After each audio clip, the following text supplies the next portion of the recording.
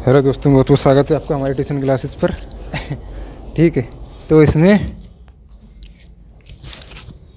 आज हम बात करेंगे।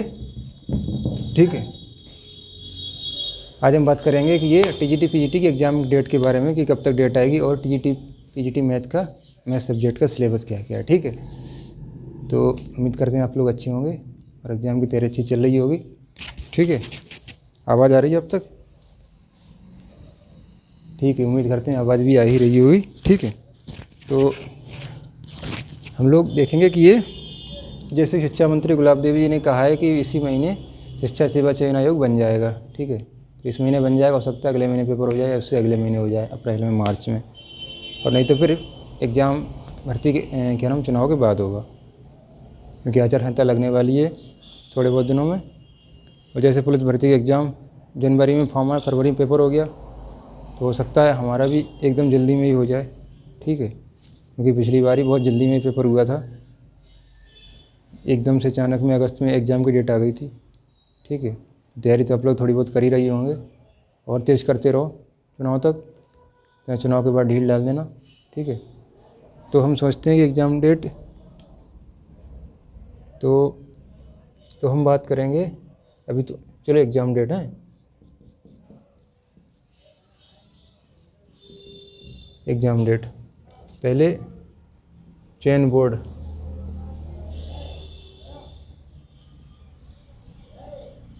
चयन बोर्ड कब तक हुआ? फरवरी में, इस महीने बन के तैयार हो जाएगा। ठीक है, तो अध्यक्ष की और जो सदस्य हैं उनकी स्क्रीनिंग चल रही है कि कौन कौन अध्यक्ष बनेगा, कौन कौन मेंबर बनेंगे। मतलब अध्यक्ष तो एक ही बनेगा, कौन कौन मेंबर बनेंगे। ठीक है, तो इसकी बात चल रही है। क्लियर दिख रहा है? हाँ दिख रहा है, चलो ठीक है।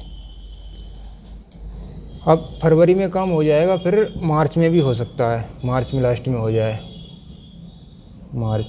ठीक है, इसी के चांस सबसे ज़्यादा है, सबसे ज़्यादा चांस है। अप्रैल में भी हो सकता है, लेकिन चांस कम है कि आचार संहिता लग सकती है। कुछ लोग बता रहे हैं मई जून में चुनाव होंगे, तो अप्रैल में भी हो सकता है। ठीक है, अप्रैल में भी हो सकता है। ठीक है, फिलहाल इसके चांस सबसे ज़्यादा हैं, और नहीं तो फिर चुनाव के बाद में। ठीक है, नहीं तो फिर चुनाव के बाद में ही जाएगा। ठीक है, तो हम लोग बात करेंगे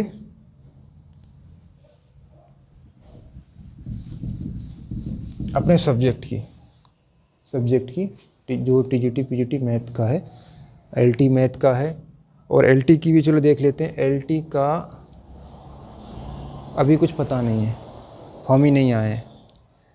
ठीक है, एलटी का और जीआईसी लेक्चरर का स्पेलिंग पता नहीं, देख लेना अपने हिसाब से। ठीक है, लेक्चरर, ठीक है, शायद ये ठीक थी। जो इसमें क्या है, इसका भी पहले तो फॉर्म आएगा, लेकिन वो 2 से जो यूपीपीएससी है वो फॉर्म और एग्ज़ाम में 3 से 4 मंथ का ही मैक्सिमम टाइम देता है। ठीक है, मैक्सिमम टाइम 3 से 4 महीने का देता है, एकदम से सब कुछ होगा।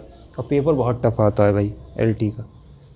तैयारी करने के लिए कम से कम सबसे ज़्यादा टाइम चाहिए, और फॉर्म और एक टाइम ये लोग बहुत कम देते हैं। उसका भी अभी आ सकता है, मान लीजिए फरवरी मार्च में, अप्रैल में, या अप्रैल में फॉर्म आ सकता है।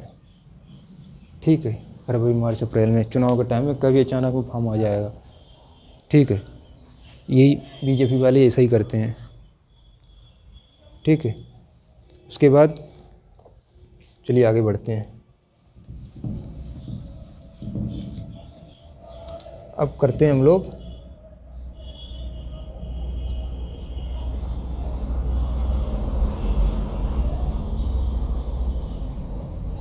मैथ्स की बात।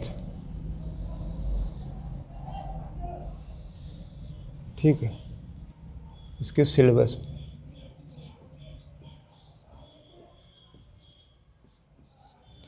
में क्या क्या है। सबसे पहली बुक है अलजेब्रा, दूसरे में है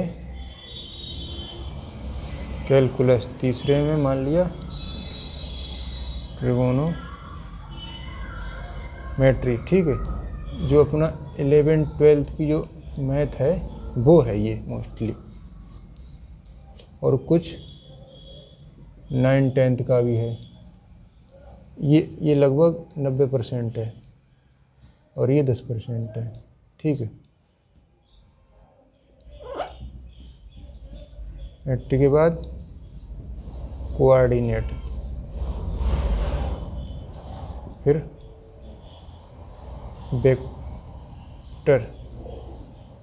वेक्टर छठा डायनामिक्स, और सातवां एलिमेंट्री मैथ। ठीक है, इसके मान लिए कितने कितने क्वेश्चन आते हैं, क्या परसेंटेज रहता है इनमें। इसके लगभग 20 से 25 क्वेश्चन, इसमें भी लगभग यही 20 से 25, इसमें भी लगभग 20 से 25, इसमें मान लिया करीब 15 से 20। वेक्टर डायनामिक्स लगभग 10 से 12, और इसमें भी लगभग 10 से 12। कुछ इस तरीके से प्रश्न पूछे जाते हैं। ठीक है, इस तरीके से कुछ आते हैं। अलजेब्रा में 20 से 25, कैलकुलस में 20 से 25, ट्रिग्नोमेट्री में 20 से 25, कोऑर्डिनेट में 15 से 20, वेक्टर 15 से 20, डायनामिक पर 10 से 12, एलिमेंट्री में 10 से 12 क्वेश्चन। ठीक है, तो 6 तो ये किताबें हो गई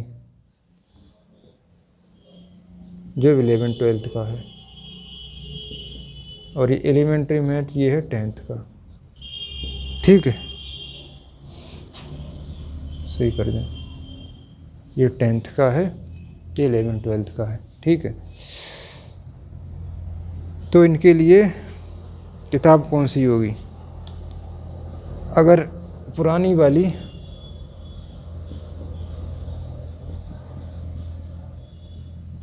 12th की 6 बुक्स हों तो बहुत अच्छा है। पुरानी जो पहले चलती थी 12th क्लास में 6 बुक्स है ना, वो बहुत बढ़िया थी। और इसके बाद एक आती है यूथ की या घटना चक्र की।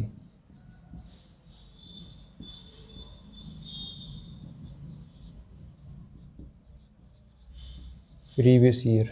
ठीक है, और उसके बाद NCERT भी लगा लो, ज़्यादा महंगी बुक नहीं आती है NCERT। ठीक है, इसके बाद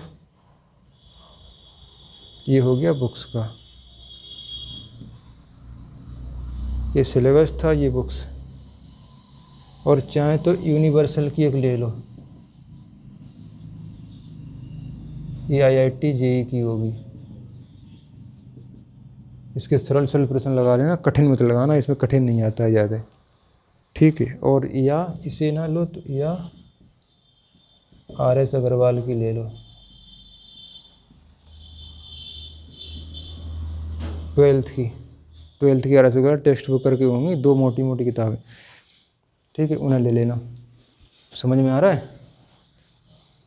ठीक है, और इसके बाद अब बात करते हैं इधर हम लोग कट ऑफ की। 2021 में 1900 सीट थी, कट ऑफ गई 70, 80, 90। SC OBC जनरल 2022 में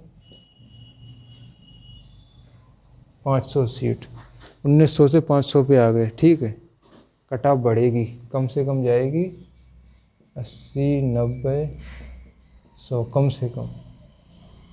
ठीक है, इससे ऊपर ही जाएगी। ये SC OBC और ये जनरल। ठीक है, तो कम से कम आगे भी जा सकती है। ठीक है, तो अब इधर देखते हैं पेपर कैसे अटेम्प्ट करना है।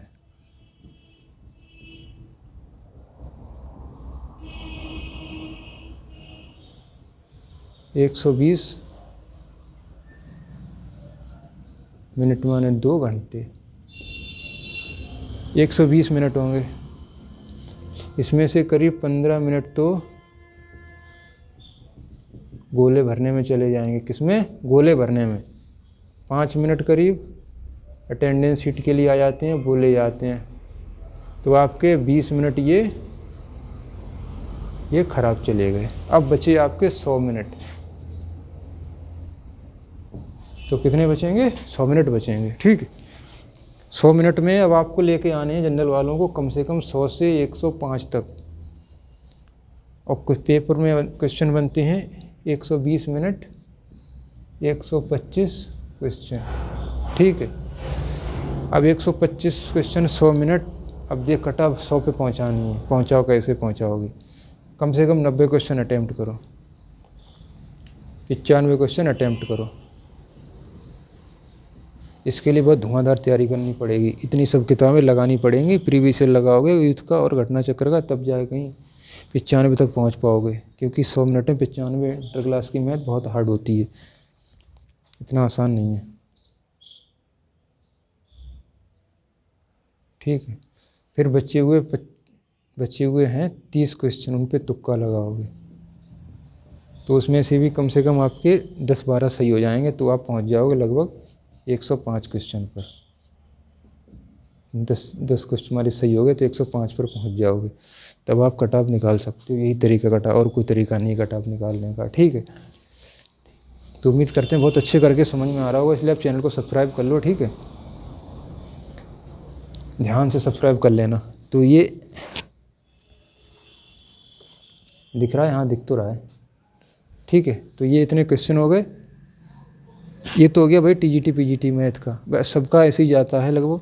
कट ऑफ बाकी देख लेना, सबका पैटर्न यही होता है और सब्जेक्ट का, सही। खाली ये मैथ का है,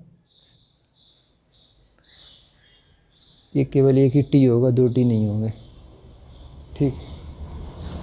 और बाकी का देखते हैं।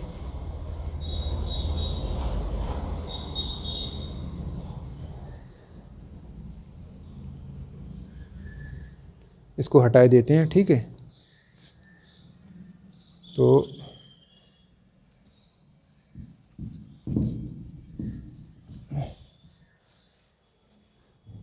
इसमें है, मान लिए अब देखते हैं एलटी का,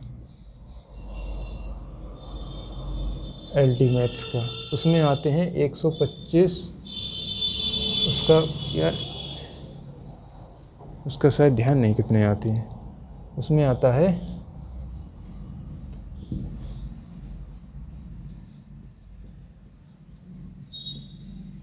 जीएस प्लस। इसमें पीजीटी में कुछ ग्रेजुएशन पार्ट भी आ जाता है, ठीक है।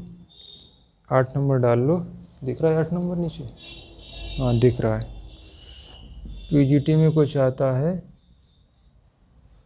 ये यहीं पर, ये जो एलिमेंट्री है ना, यहाँ पर आता है ग्रेजुएशन।